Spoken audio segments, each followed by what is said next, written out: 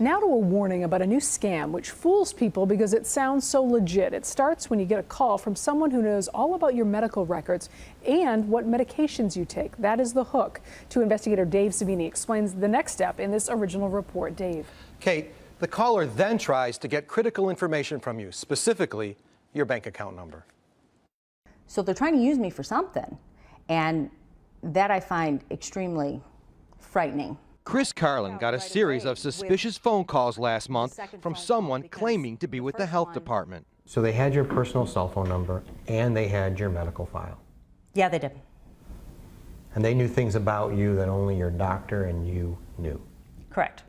The Naperville mom says the callers even knew about a prior miscarriage that only her OB/GYN knew about at Advocate Good Samaritan Hospital in Downers Grove.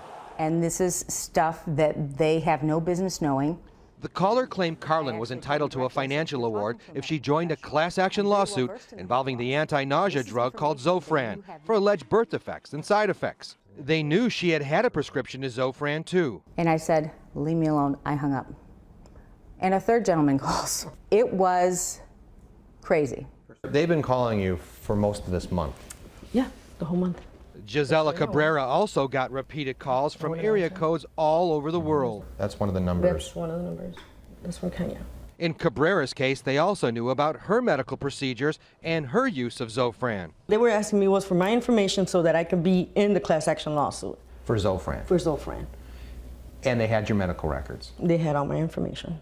Cabrera's OB/GYN is also at an Advocate-owned hospital, Illinois Masonic in Chicago. And like Carlin, they both wonder if the phone scammers got their medical records from a widely reported patient data breach that they were both victims of within the Advocate chain back in 2013. You know, it could be through some sort of data breach. Todd Casso with the Federal Trade Commission says knowledge of your medical records can make scammers sound more legit over the phone. They want the consumer to believe that they really are with some state or federal health department. He says the agency is investigating other similar complaints and that ultimately the bad guys are after the numbers to your bank account, which they will attempt to drain. Those sorts of government agencies are never going to call you and ask for your personal information or your bank account numbers. I said, this is protected information. This is something you shouldn't have access to. I want to know where you got it.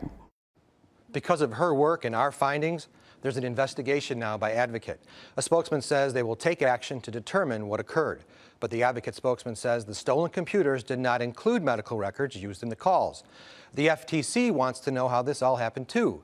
If you've been a victim, go to cbschicago.com and we'll link you to the FTC complaint site.